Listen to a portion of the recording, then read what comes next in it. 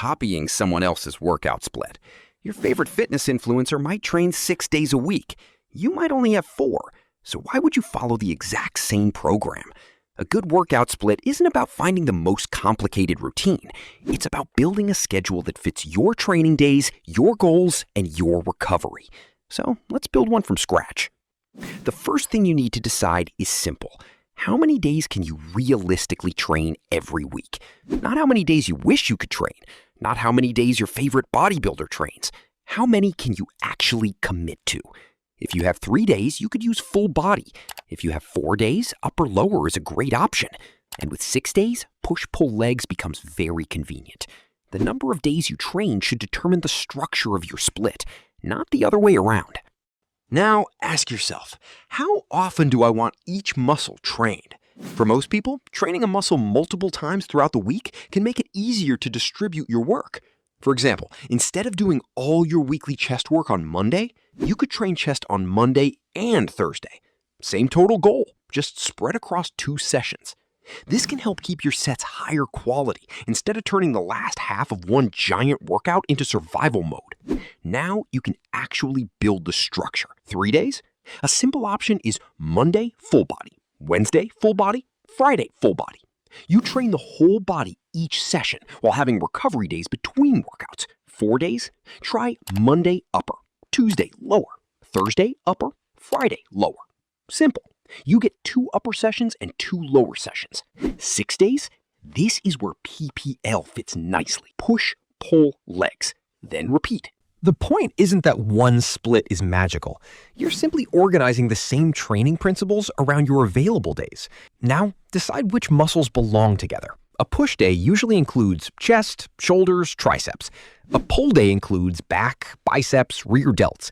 And legs covers quads, hamstrings, glutes, calves. But you don't have to use PPL. With upper-lower, your upper day can include chest, back, shoulders, and arms. Your lower day handles the legs. The important thing is that the exercises don't interfere with each other so much that your later movements become useless. This is where your workout becomes your workout. Let's say your chest is lagging. Don't put chest at the end of a workout after 3 shoulder exercises and 4 sets of triceps. Put it earlier, if your side delts are a priority, give them attention before they're completely exhausted. The muscle you care about most should usually get your best effort, because being first in your program means getting your freshest sets. Now, choose the actual movements, and keep this simple.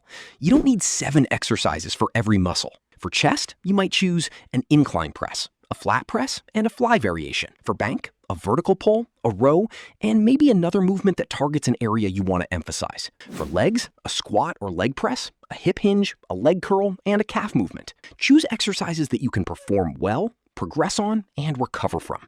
You don't need an exercise just because it looks impressive. Now, take the exercises you've chosen and spread them across your week. This is where a lot of people mess up. They put everything into one enormous session. 20 sets for chest, 15 sets for back. Then they wonder why the last exercises feel terrible. Instead, if you're training a muscle twice per week, split the work between those sessions.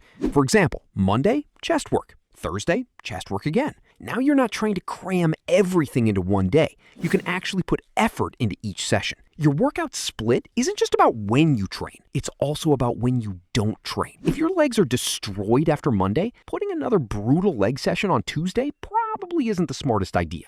Give muscles enough time to recover. And remember, more training days doesn't automatically mean more muscle. If you're constantly exhausted, your split might have too much work packed into it. So, if you want to build your own workout split, don't start by asking, what's the best split? Start with, how many days can I realistically train? Then decide how often you want to train each muscle, and leave enough room for recovery. That's it. You don't need a secret program. You need a structure that fits your life, and a plan you can actually get stronger on. Build the split around you, not around somebody else's schedule.